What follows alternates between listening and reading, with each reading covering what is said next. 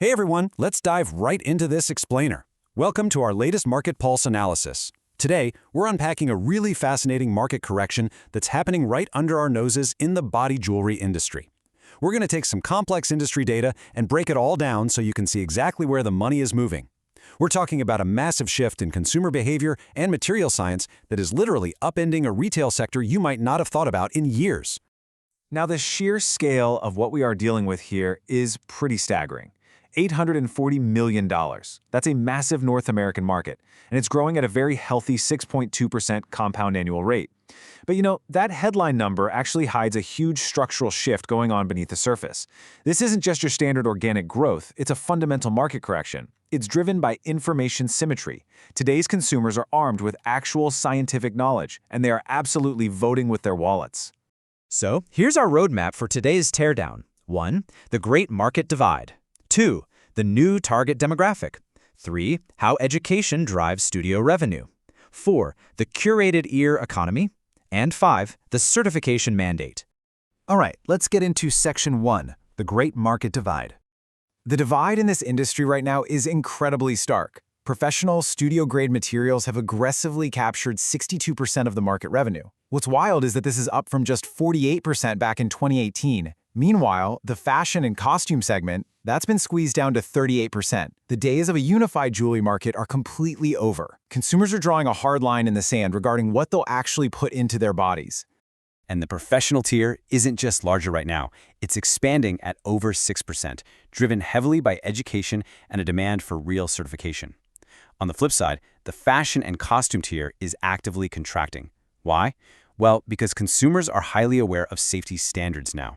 They're actively substituting those cheap materials with higher-grade options.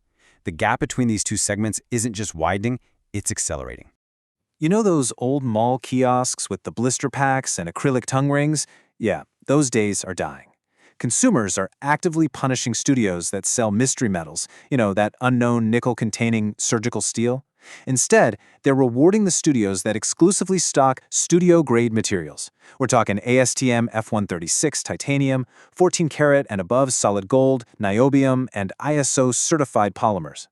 This shift started kind of slowly with things like the EU nickel directive, but it has fully arrived in North America through raw consumer expectation.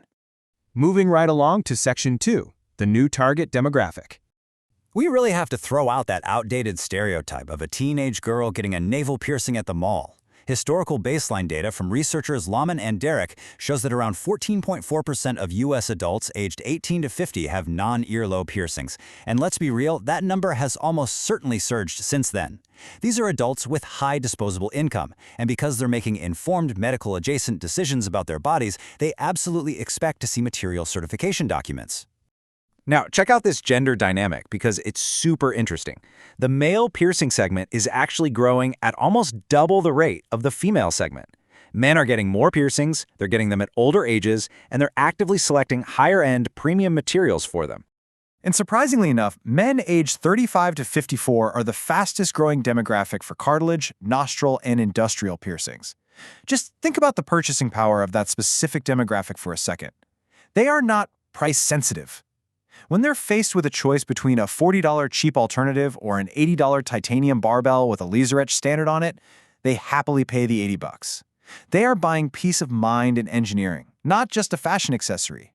Which brings us to Section 3, Education Drives Studio Revenue. The consumer education gap is closing rapidly. We've had about 15 years of widespread nickel allergy awareness, and it's fundamentally changed the baseline of knowledge. A client walking into a studio in 2026 knows exactly what ASTM F136 means. They know it's an implant-grade titanium standard that releases absolutely zero nickel into an open wound while it heals, and more importantly, that client will refuse anything less. This changes everything from a business perspective. Educating your clients on material safety, it is not upselling, it is informed consent. When piercers take just a moment to explain the very real risk of a 2-month infection and permanent scarring from cheap 316L steel, the price difference for safe, certified titanium becomes completely irrelevant to the buyer. The consumer realizes the risk just isn't worth the discount.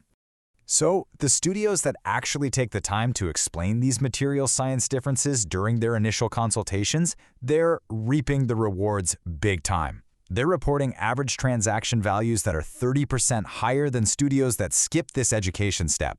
The studios winning right now are the ones where the staff can articulate material science in plain, accessible language. Okay, let's shift gears to Section 4, the curated ear economy. Instagram and TikTok are completely dictating discovery in this market right now, and celebrity influence acts as a massive amplifier. When a musician or an actor appears on a red carpet or in a viral video with a new nostril piercing, or maybe a whole constellation of gold cartilage studs, local search volumes for those specific piercings spike within 48 hours. Studios that maintain an active, high-quality social media presence are the ones capturing these massive demand spikes. This creates a highly profitable life cycle. It starts with discovery on TikTok or Instagram, moves into an educational consultation, and then results in a long-term project.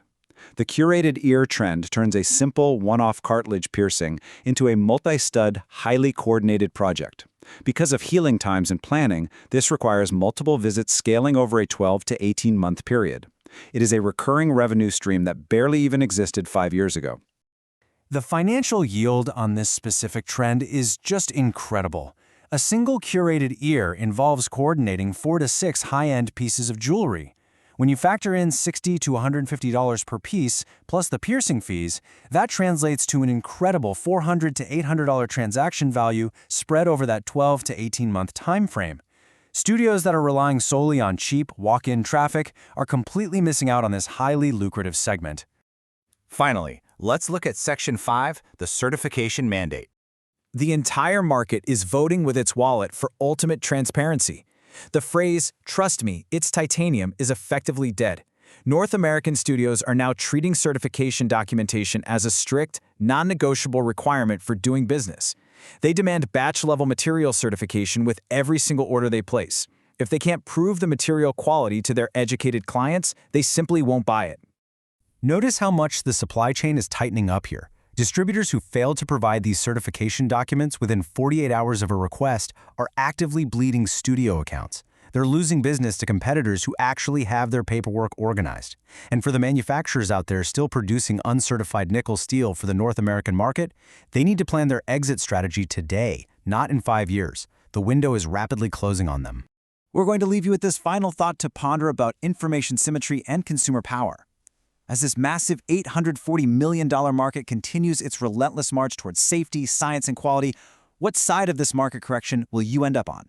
Will your studio adapt to certification transparency, or are you still selling mystery metal? Thanks for hanging out with us for this Market Pulse Explainer, and we will catch you on the next one.